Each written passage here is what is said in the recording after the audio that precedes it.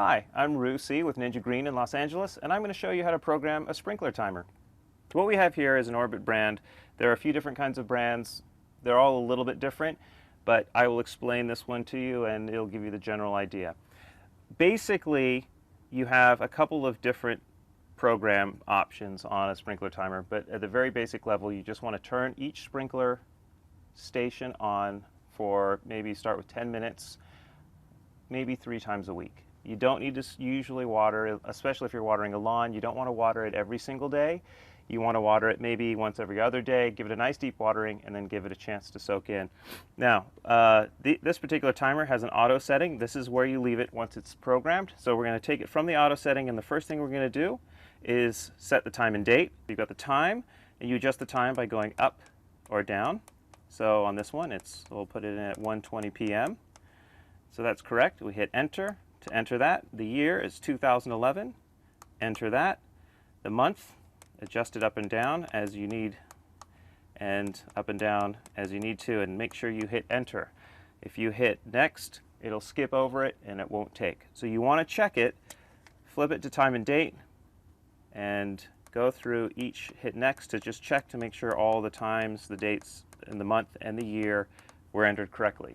Next, you want to put in on the next setting, you have the start times setting. And on the start times, you're going to tell it what time you want it to start watering. So in this case, I'm going to set it for 6 o'clock. So I'm going to push the plus button to increase the time from 5 o'clock to 6 o'clock. And I'm going to hit enter. And you want to enter, there are multiple different start times on some of these programs. Some of these timers, you can have multiple start times.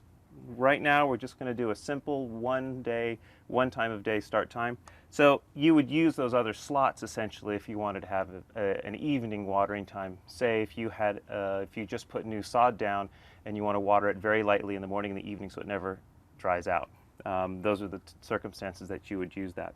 Next, you want to tell the timer how long you want the sprinklers to stay on at each of those stations. So I'm going to switch it to station duration, and I have just the same thing. I have the stations are along the bottom, 1, 2, 3, 4, 5, 6. So station duration, I'm going to start with 10 minutes, and we'll see after a few days if things are getting enough water, if I'm getting overwatering, if I'm getting runoff, or if I'm getting wet patches in the garden, then I'll adjust it back. So we're in good shape.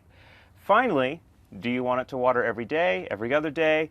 You also want to check, here in Los Angeles, we're on a water restriction because of the drought. So depending on your address, whether it's odd or even, we're only permitted to water on certain days of the week.